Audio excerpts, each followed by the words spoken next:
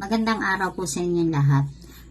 Muli po nagbabalik po si Madam Jean Tarot Reader. Doon po sa mga gusto pong magpa-private reading po, paki-message po ako sa aking account na Jean Tarot Reader, sa aking page, TikTok, and then sa aking YouTube channel.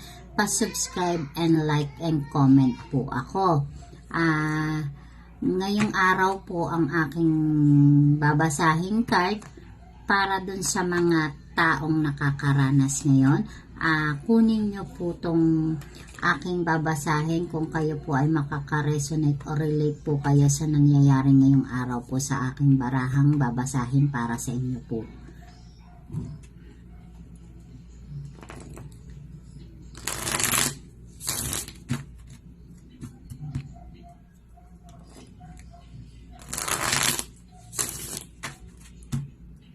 Ngayong araw po, ang ibibigay kong baraha po ay para po dun sa mga nakakaranas ngayon po ng pinagdadaanan nila sa mga kanilang buhay pag-ibig ngayong araw pong to. Kung kayo man po ang nakakaranas nito po, kayo po ay makakarelate sa aking babasahin. Kuhanin nyo po at inyong pagbasihan sa mga nangyayari po sa inyo. Ngayong araw po, ito po yung sinasabi ng inyong baraha. Ito po yun.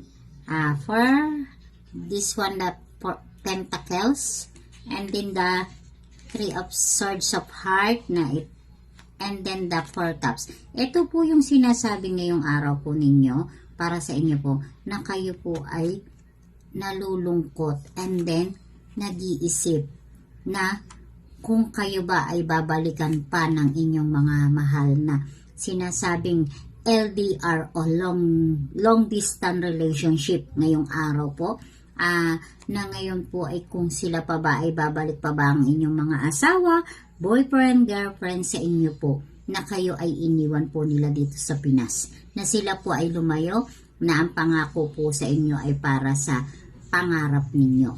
Ngunit sinasabi po dito, yung pangarap nyo po ninyo ay nabago or naiba because of nasaktan at lumuha po kayo sa inyong nararanasan ngayong araw. And then po, sobra ang inyong paghihinagpis ngayong araw na kung kayo pa ba ay babalikan or mabubuo pa ba ang inyong pamilya o pagsasama, sapagkat po sinasabi na inyong barahan na siya po ang ngayon pong araw ay sinasabi po dito na inyong baraha ay siya ay may bago na po ang inyong mga mahal, na sinasabi po dito ng inyong baraha, siya po ay may bago na pong pag-ibig or bagong kinakasama na malayo sa inyo, na LDR, long distance relationship.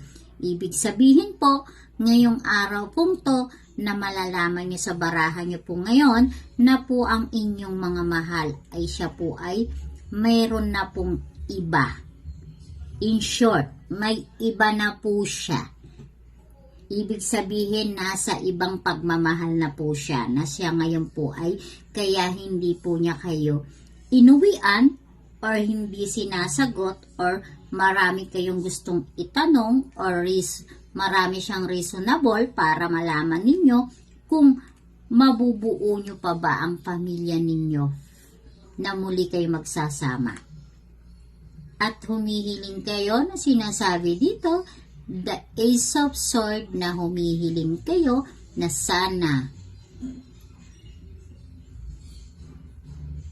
kayo ay makasama niya siya at bigyan niya kayo ng kasagutan na maliwanag ang inyong pag-iisip upang hindi kayo maging ganito or mawalan ng pag-asa at kayo ay mawindang at mabaliw sa kakaisip kung siya pa ba ay babalik or hindi na.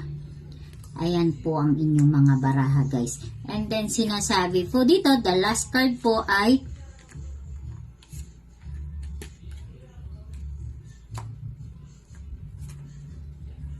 ito po, the Emperor. Ibig sabihin po dito na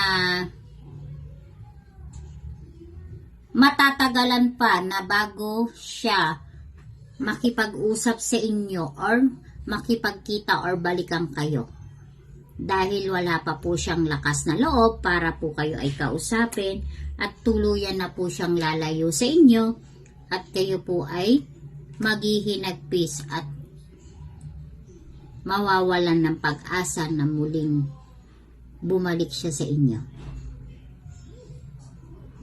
Yan po guys ang inyong baraha ngayong araw para po sa mga LDR or long distance relationship na nagkaroon po ng pangalawang pagmamahal na hindi na kayo babalikan sapagkat sila ay nagkaroon ng relasyon sa malayong lugar. Muli po, maraming salamat po ulit sa inyo.